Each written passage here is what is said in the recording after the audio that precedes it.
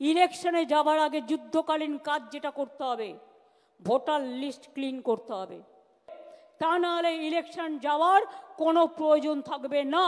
শুনুন, ওরা একটা এজেন্সি পাঠিয়েছে বাংলায়।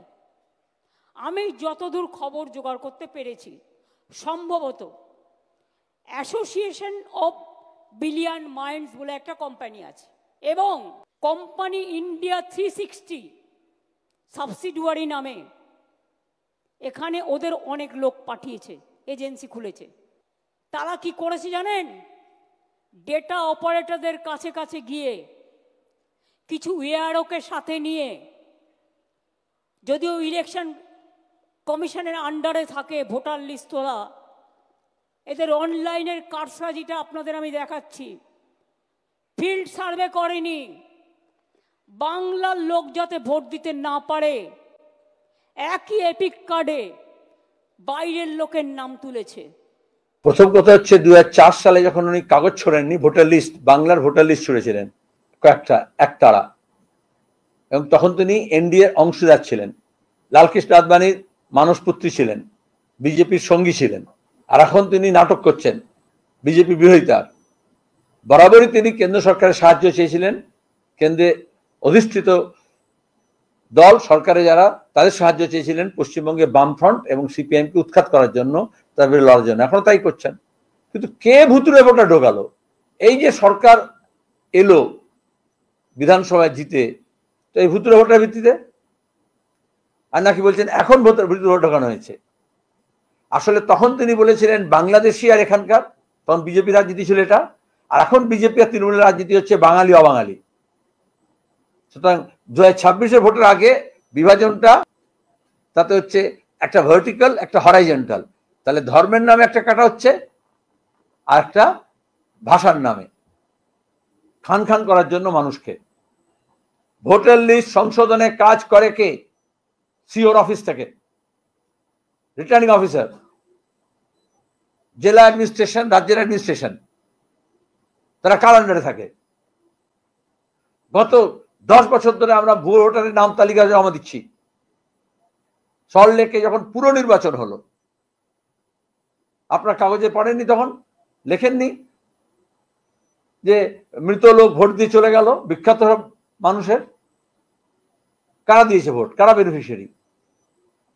ভোটার লিস্ট ছেড়ে দিন, কোঅপারেটিভের ভোট মিদনাপুরে 24-25 দুদিন ছিল নমিনেশন জমা দেওয়ার কথা, সেখানে পুলিশ, মস্তান, গুন্ডা সব মিলে সিপিএম অফিস তালা বন্ধ করে দিয়ে কেউ যাতে নমিনেশন জমা না দেয়, মারধর করে হাসপাতালে পাঠানো হয়েছে।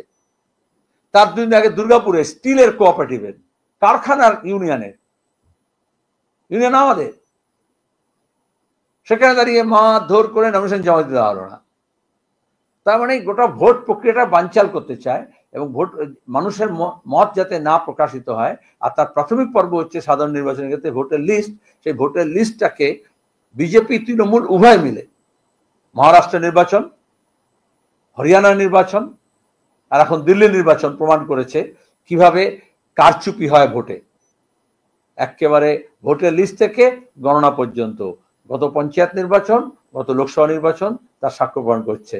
এখন হচ্ছে শস্যের মধ্যে ভূত আছে, এবার ভূত নিজে মন্ত্রোচ্চারণ করছে যে আমি ভূত তাড়াবো। খেলা নম্বর 1 ভোটার লিস্ট। খেলা নম্বর 2 মানুষের সাথে যোগাযোগ করে বাড়ি বাড়ি গিয়ে সংযোগ স্থাপন করা। খেলা নম্বর 3 সংগঠনকে শক্তিশালী করা, এলাকা এলাকায় কারা আসছে নজর রাখা, এলাকায় যাতে কোনো দুর্ঘটনা ঘটাতে না পারে, নানা রকম আমদানি রপ্তানি হচ্ছে সেটা যাতে না হয় নজর রাখা, কোনো দাঙ্গা যাতে না হয় নজর রাখা, সাম্প্রদায়িক সম্প্রীতি বজায় থাকে নজর রাখা, কোনো মানুষের উপর কোনো অত্যাচার না হয় নজর রাখা।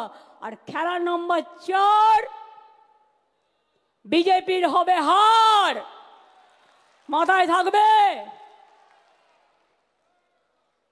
ভোটার লিস্ট থেকে শুরু হবে। আর ওই 215 যেটা বলেছে, এখন আমাদের কাছে 220-21 আছে, বিজেপির থেকেও অনেকে জয়েন করেছে। আমরা 215 পার করব, তারপরে কোনো কথা, তার থেকে বেশি হবে তো কম হবে না। এবারেও বিজেপি যে সিট পেয়েছে সেটা পেতে দিলে চলবে না।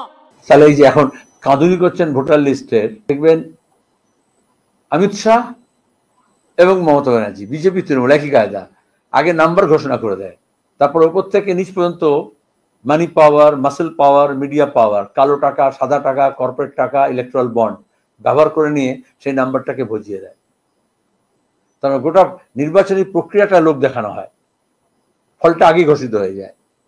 তার ভিত্তিতেই টেলিভিশন চ্যানেলেও চলে আলোচনা বিতর্ক, তার ভিত্তিতেই চলে প্রি পোল, সব নানা রকমের ব্যাপার, ওপিনিয়ন পোল, আর তারপরে আবার এক্সিট পোল।